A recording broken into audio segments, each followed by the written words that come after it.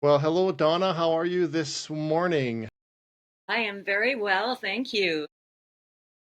The reason we connected was because on my LinkedIn account, you were the 10,000th follower. Uh, Difficult to say when you don't practice. I reached out to you, and in celebration for that milestone, we thought of doing a podcast about you. Who is Donna? What is Donna working on? And just learn more. I can help promote whatever it is that you're doing. So let's start there. Who is Donna and what does Donna do for fun in life? Well, I have a wellness directory in Winnipeg that I started from a place of extreme depression.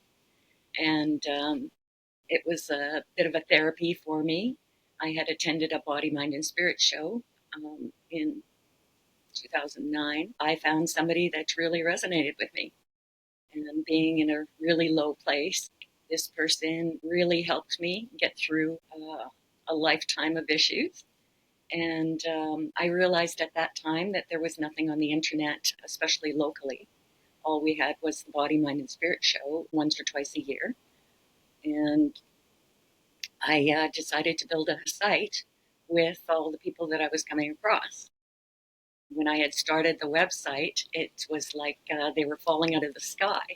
They were all landing in my lap the same summer. I didn't know where this was going, but I began to collect all these amazing teachers and healers and facilitators and started to build this website kind of selfishly, hoping that I'm the first to know about all these amazing wellness events that were going on, these great workshops that these people were delivering. And it started there. Well, thank you for having the courage to 10 years ago do something about helping yourself to then help others. If you can become the best version of yourself, that by default will help a lot of other people. Now, from what I understand, you're also celebrating a 10,000 something milestone. I'm celebrating my 10th Healing Connections Festival. So after I had started putting the wellness directory together, I saw the big shows going on at the convention center. They just didn't feel as organic as I would have liked. So in 2015, I was just drawn to make my own festival. I didn't know that I would be doing more than the one. The first one was actually held outside at the Cinnamon Park in front of the conservatory, in that nice grassy treed in area where the area used to be. And it was a beautiful day. I hadn't given any energy into what the weather would be like when that is a big concern when you're planning an event outdoors. But I just had my blinders on and I had this, some, I don't know, spiritual, divine drive. I just felt that everything would work out if I just kept putting one foot in front of the other. And that's what I did. I created this event outside with event tents and meditation tents and lots of participation. It was beautiful, but it was a lot of hard work to do it outside. I'm just one person, and it required a great deal of physical effort as well as mental. So from then on in, because it went so well, and everybody said, next year. They expected me to keep doing it. Here we are 10 years later, definitely indoors, and it's moved to winter so that I can have my summers back to myself. It's a lot of work to put together one of these events, and it's now at the end of January at a time that I felt, people are getting the winter blues. They may have lost their way with their New Year's resolution. They might need some cheering up, some inspiration, some healing, and to maybe try some new modalities in a really safe and energetically beautiful place. So that's what I did. And in my 10th year now, for the last few years, it's been at the Viscount Court Hotel near Polo Park on Portage Avenue, and it's there every year now. And it's an event that everybody looks forward to, and it's like I say, it's really organic. So I think people are really drawn to that. Isn't it such a wonderful community in that space where they truly, everybody that's in my experience are in that space truly want to be valuable and helpful to each other, for each other. If you had to pick any industry that you would want to work in, it would be somewhat related to these people that have the service to others or making a difference to other people. So to put it into context, so maybe this video can help promote it. This is in Winnipeg, Manitoba, Canada. And the year of this recording is 2026. Every February, you run this event. Can you give us the exact date and the times and what the details are? Is there an entry fee, and what would people expect to see when they come to your event?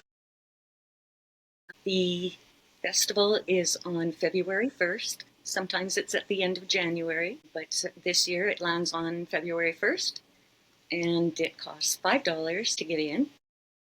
People who register online are automatically entered into a main draw, and that main draw is made up of very generous gifts from all of the presenters and the exhibitors that are at the festival. So people that are attending, would they expect to see the typical vendor booths and or the ability to have services or sessions done on site? Yes, absolutely. There are 3 ballrooms at the Viscount, and part of the ballrooms are used for the exhibitors, and many do their processes right there at their booth. The other ballroom and half is used for presentations and workshops that people can attend. It's all included in the $5 price to get in.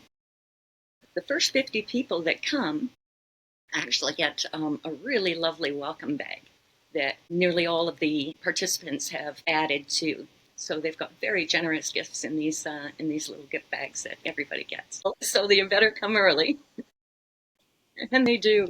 The $5 entry fee far outweighs the value that you're going to get. It's basically a donation at the door to come in. So yeah, that's great that you've kept it open and affordable for the attendees and even the exhibitors. Now tell me about the exhibitors. Do you typically sell out, or do you still have room for last minute people wanting to maybe showcase or be part of this if it's a fit?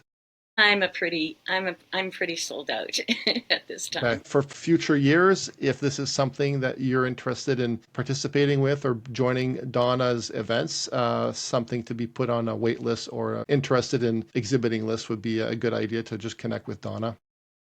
For sure. Really, they ideally would get a membership with the Winnipeg Healing Connection. There's an annual membership that's available. The benefits are great exposure for this unique business that there's not a lot of appropriate places to promote. So I have, over 10,000 followers on Facebook. There's the 10,000 I was thinking of. I knew you had 10,000 something somewhere. I have over 10,000 on Facebook that are pretty local, that have been interested right from the very beginning. As I said, back when I started, there was very little locally or on the internet that was available, certainly for Winnipeg, other than some of these shows. So I built that directory based on these amazing people that I was meeting at events that were just, what can I say, divinely dropped into my lap? I don't know.